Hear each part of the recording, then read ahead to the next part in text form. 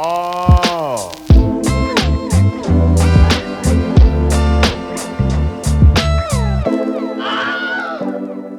Hello, fellow film fans. Today I'll be reviewing the 4K release of Brian De Palma's Hitchcock-esque Body Double. This is a Steelbook presentation. It comes with this J-card slipcover. Trying to get that in focus there. That shows the usual rear cover stuff from the physical media. But this is the Steelbook presentation itself. You can see it has some really nice artwork. And it's a really nice case. It's highly reflective, and like I said, the artwork is nice. I'm not really sure where this art comes from. I mean, I think this is from the original poster, but it doesn't really come from the movie. It's like not the people from the movie. But the only other thing I can say about this is that it is a total fingerprint magnet. As you can see, I'm being really careful about how I hold it because I don't want to get my fingerprints on it. As for the picture quality wasn't great. It just didn't feel that clean. I know there's a lot of talk about 4K transfers and the amount of grain versus that waxy artificial look when they jack up the digital noise reduction, but this looked too grainy. It did look sharp for the most part, and the colors were good, but overall it just didn't impress me. One pivotal kissing scene stood out, however, and if you've seen the movie, you know which scene I'm talking about. And it's like they just completely took a pass on it while they were doing the transfer. It was grainy but soft, almost out of focus. They were on a turntable doing 360s to simulate the camera moving around them. And the sky would occasionally swoop by, which looked blotchy and dirty. I mean, you know, maybe that was just in a studio with a backdrop and they just kind of dropped the ball on that. Or it was something to do with the transfer. I'm not sure. I'm not always sure whether it's the transfer or the original. Either way, it just didn't look good, and it made that particularly laughable scene even worse. The sound, I was also not impressed. When I first started the movie, I forgot to check the sound format, and so it played the primary mix, which was Dolby Atmos, and this was pretty terrible. So I switched to a 2.0 stereo mix, thinking that that would be better because it was probably how the sound was initially recorded, and that was worse. In both mixes, the audio was soft and lacked presence, but in the 2.0 mix especially, the dialogue was canned and easily drowned out by the music. The music sounded great in that mix, but the dialogue definitely had more presence in Dolby Atmos. So that's the one I stayed with, and still it was just overall disappointing. As for the extras, this didn't have any audio commentaries, which for me is fine. I don't always have the patience to sit through the movie, you know, multiple times just to hear the audio for it. But the Blu-ray disc does include several excellent featurettes, mainly with De Palma and a few of the main players. One was mostly about the difficulty in trying to cast this borderline porn film with straight actors, but it also had interesting tidbits about the origin of the story and the makeup involved with the villain's disguise. Another one talks more about the setup of the movie itself, including renting the Chemosphere house and the references De Palma drew on when coming up with the film. He does talk at length about the kissing scene I mentioned before, which to me is a real whiskey tango foxtrot moment.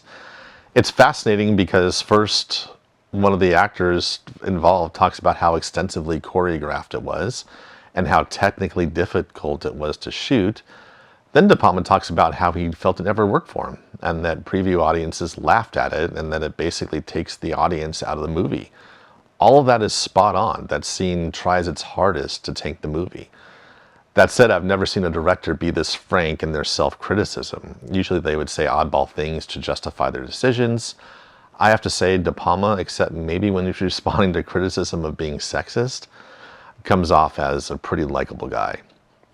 Other extras include a photo gallery, trailer, some additional press junket clips, which are typically worthless, and a Frankie Goes to Hollywood relax video, as if what we saw in the movie wasn't enough. As for the movie itself, and like usual, spoilers will follow, so you've been warned.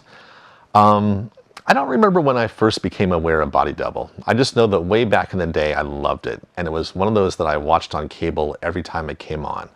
I know I said something similar about King of New York, and this is in that same era when I was really starting to grow up as a movie watcher. I love the setup, I love the twist, I was into keyboards and synths and loved the score, and still love the main theme to this day. The rest is hit or miss. So my connection to this one runs deep. I also remember that I don't think I knew it was by De Palma at the time. I'm sure I knew his name, but I don't think I knew anything else. And I certainly didn't know Hitchcock all that well, and certainly didn't know of De Palma's affinity for Hitchcock's films and how much they influenced his own works. In fact, I think I first became aware of that aspect when I was a bit older, when I was obviously more aware of who De Palma was and saw Hitchcock's Frenzy and realized that De Palma borrowed Hitchcock's brilliant use of the crane during one of the kill scenes. If you remember, the woman's being attacked inside her house. He slowly tracks down to the street to show us that something like this could be happening behind the closed doors of literally any house anywhere, then tracks back up. It is a classic Hitchcock moment. De Palma used the same technique in the hotel bathroom / chainsaw scene in Scarface, though in addition to putting it in that same context, it also showed how oblivious that poor guy's backup muscle was. Nevertheless, watching it again when I was a bit older and more aware, I immediately picked up on the Hitchcock angle with this one as well. Of course, I was thinking more of Rear Window, obviously, because of the voyeurism theme and that angle of trying to get the police involved without coming off like a total perv. This time, however, what I really picked up on was the similarity to Vertigo. The most notable homage is a long sequence in the middle of the film when one character is following another.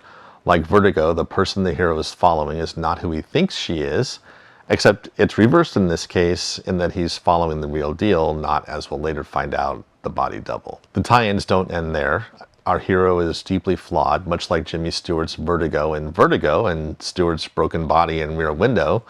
His severe claustrophobia plays a central role not only in the story, but in how he gets tangled up in the villain's plot to begin with. The setup of this movie is terrific. The movie opens with yet another homage, this time to De Palma's own Blowout, with a low-budget D-movie within a movie.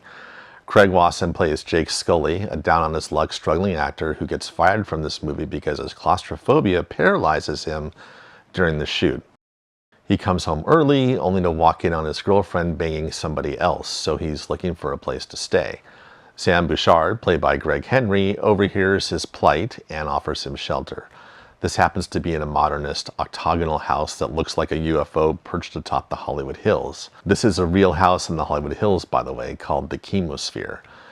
De Palma taps some nice locations for this movie, including this, Barney's Beanery in West Hollywood, the Farmer's Market, which was actually accessible back then, an almost hidden mall in Beverly Hills, and a cool little bluffside hotel in Long Beach that is now an apartment building. During the tour of the UFO house, Sam introduces Jake to a woman via telescope in the house down the hill who puts on a striptease in front of her bedroom window. Her highly choreographed act hits the stage every night like clockwork before she ceases being the master of her domain. I'm out. But not everything is what it seems, of course. Later that night, Jake scopes another person spying on her, a creepy Native American with a ragged face straight out of a nightmare or a bad movie. He's one of those perfectly conceived, iconic to me 80s villains like the albino in Foul Play. Night follows night, and Jake continues to watch. Soon he sees yet another man, this time inside the house while the woman is sleeping, getting something from a wall safe in the bedroom and conspicuously, unnaturally, keeping his back to the window at all times. The woman wakes up, they clearly know each other, they argue like husband and wife, it gets physical, and the husband moonwalks out to keep his back to the window. Jake grows concerned for her, so like any innocent stalker, he figures the best thing to do is start following her. But when he's waiting in his car outside her house the next day, he sees that same Indian up the street also stalking her. She pulls out of her driveway, the Indian jumps in his Bronco, prescient.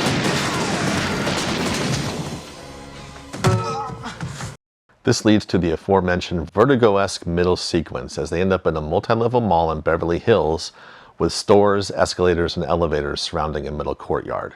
As both creeps follow her, we later find out her name is Gloria, De Palma's technical proficiency steals the show. The camera moves around to reveal just what he wants, when he wants, utilizing split-focus diopter shots, sweeping pans, and creative compositions showing intrigue in both the foreground and the background. The best example of this is when Jake is standing outside a shop spying on Gloria, who's in a change room. We're inside the shop when the shopkeeper notices him.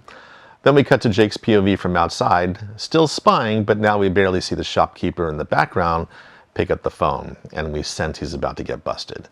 Then De Palma cuts back inside to confirm she's calling security, and then security arrives. It's all seamless, but it lets us fill in the blanks while we still watch the main action, Jake spying on Gloria. This is directing and editing at its highest level. The entire sequence has the same energy as Vertigo when Stewart is following Kim Novak.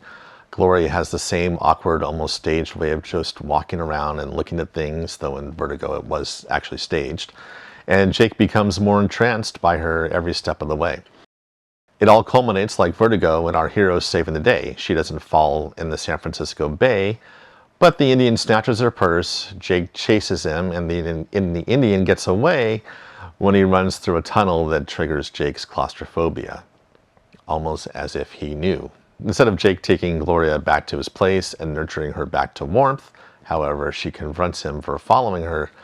Then they start making out, right there in the entrance to the tunnel. It's one of the most absurd, preposterous scenes you'll ever see, overshadowed only by the laughable execution. This reminded me of the main reason I've never been a huge De Palma fan. Despite the unevenness of his movies, it's because of his tendency to throw in these head-scratcher moments. I was reminded of Al Pacino breaking down Penelope Ann Miller's door while Joe Cocker was crooning on the soundtrack, or the chain-wielding Shadow running with his hands up toward Aaron Eckhart to strangle him in Black Dahlia. He just has this tendency to kind of sabotage his own work. Later that night, when Jake is spying on her again, we see the reason the Indian stole her purse. He's stolen the key to her house, is waiting for her inside when she gets home, and proceeds to kill her. Jake tries to get there in time to stop it, but comes up short. After the murder, Jake is recuperating by drinking and watching some weird porn promo where he happens to see a porn star doing the exact same sexy dance he witnessed in the window. It's at this moment that Jake realizes he was set up to witness a murder. This might be easier to say in hindsight, but it should be fairly obvious to anyone paying attention that this was the plan all along. Of course, this entire scheme is ludicrously impossible, with a number of unpredictable elements that must go perfectly to plan in order for it to succeed. And we're never given an explanation for how Sam wrangled the perfect house to overlook his real house in the first place. But the murder plot is not the only thing that's implausible. What do you do when you want to track down a porn star? Naturally, you pose as a porn star, get an audition with the same production company running that promo, nail the audition, and presumably have ample enough junk.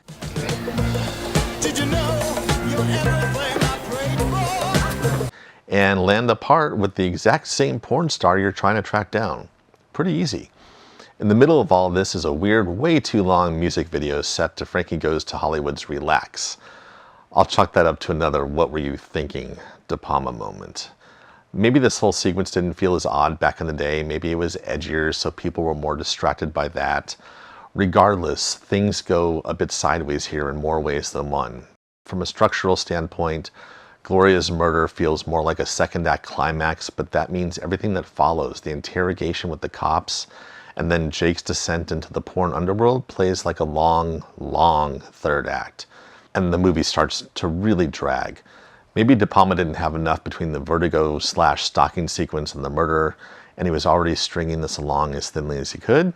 I don't know. Nevertheless, the mystery and intrigue are gone at this point, and the whole thing screeches to a halt for a bit as things tie up for Jake. Though the interest does wrap up again as the movie ambles towards its climax with a clever setup. The porn star, played by Melanie Griffith, who brings her unique blend of innate sexuality and thinly veiled intelligence, storms out of the spaceship house when Jake reveals his charade. She looks for a ride on the road below, which may or may not be Mulholland Drive. It looks like Mulholland Drive, and idiots are racing like it's Mulholland Drive, and end up in a horrific crash like Mulholland Drive. Holly is still looking for a ride when the Indian pulls up in that same recognizable Bronco. She forces him to stop. He pretends to begrudgingly give her a ride, and in true Hitch fashion, we know she's in trouble. Meanwhile, Jake is going to the cops, and they all get stuck behind a roadblock by police who somehow managed to have already closed the road and investigate the crash in a matter of minutes.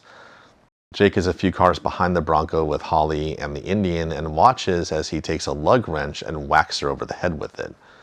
And that's cool, except he does this when he's at the front of this line behind the roadblock with police all over the place. It's like, dude, think this through for a minute, right? And I'm referring to De Palma. The bad guy is clearly smarter than that. I'm not trying to throw too much shade on De Palma. I do actually love some of his other films like Blowout and Scarface. It's just that certain things are more important to him in this picture, like fitting pieces of the puzzle together, even if that means throwing the occasional nasty bit of logic down the drainage wash. Performances are solid. Griffith brings some much needed spark, especially in a non sequitur when she advises a straight actress on how to succeed in adult films, which is really funny because the advice holds mostly true in both industries. The surprising one is Wasson. He doesn't seem great at first, but in a later scene when he's trying to trick Holly into coming home with him so he can confirm all his suspicions, his hair is slicked back and he exudes bravado and sliminess and totally sells it. We realize that he was just overplaying the chump factor earlier on to make it more believable that Sam would mark him, and in turn, he would fall for Sam's charade. Despite the unevenness and questionable choices, Body Double still has enough that works to make it a fun watch, but De Palma is no Hitchcock.